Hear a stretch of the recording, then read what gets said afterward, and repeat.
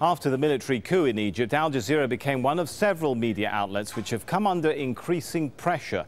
International journalists have been detained, beaten, even killed. Television stations have been shut down. But Al Jazeera has been especially targeted. Our offices were raided several times, our journalists arrested, and even our satellite signals were jammed. Now, according to our panel of experts who've conducted an in-depth investigation, Al Jazeera has learned of several locations centered around the Egyptian capital where the jamming originates. Our trackers have pinpointed locations east and west of Cairo, specifically identifying military installations. Well, let's start with the first location. We'll call this Point A. It's west of the capital and situated on the Cairo-Alexandria Desert Highway. Well, our team of experts say the jamming is coming from a 1.6-kilometer radius in this location.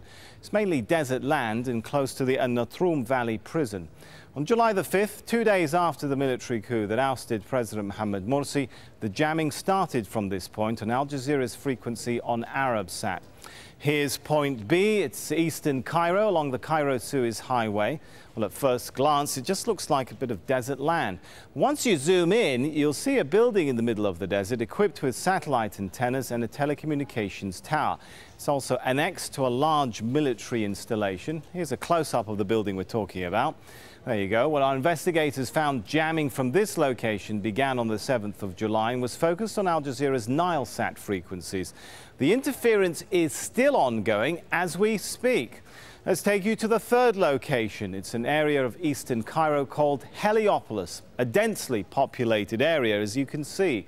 Our 1.6-kilometer radius here lies on the junction between Airport Road, Athora Street and El Merghani Street. Now, within this zone, we find numerous and important military installations, including the Military Intelligence Headquarters, the Army's Public Relations Department, and its Orientation Department. The interference from this location also began 48 hours after the military coup and targeted Al Jazeera's frequencies on Arabsat. Now let's show you one of the most telling revelations. We'll call this Point D. It's also on the Cairo-Suez Highway. Again, let's circle in on our 1.6-kilometer radius. Once again, we find yet another military installation, but this one dwarfs the others in size. Well, it's clear from these satellite images this area is an exclusive military zone. The roads are all marked by Google Earth as martial passages, which means they're completely off limits to civilians.